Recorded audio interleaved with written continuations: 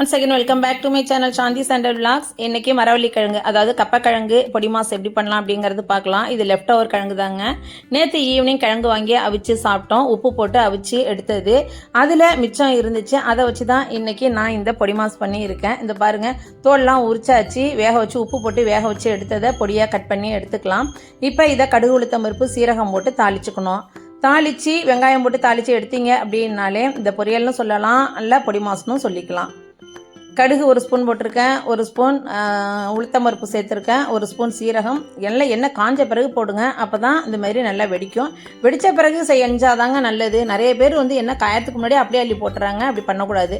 10 சின்ன வெங்காயம் பொடியாக கட் பண்ணி போட்டிருக்கேன், 4 பச்சை மிளகா காரத்துக்கு பொடியாக கட் பண்ணி போட்டிருக்கேன், கருவேப்பிலை போட்டிருக்கேன்.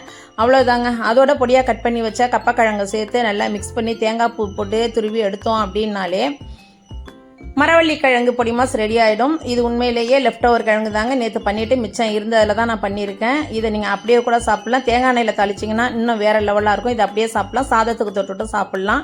இன்றைக்கி எங்கள் வீட்டில் கீரை சாம்பார் வச்சுருக்கேன். அதுக்கு தான் இது நான் சைட் டிஷ்ஷாக பண்ணியிருக்கேன். தேங்காய் பூ திருவி போட்டிருக்கேன். இந்த டிஷ்ஷை நீங்களும் செஞ்சு பார்த்து எப்படி இருந்துச்சுங்கிறத கமெண்ட் பண்ணுங்கள். மறக்காமல் சாந்தி சண்டல் விளாக்ஸை சப்ஸ்கிரைப் பண்ணுங்கள். தேங்க்யூ.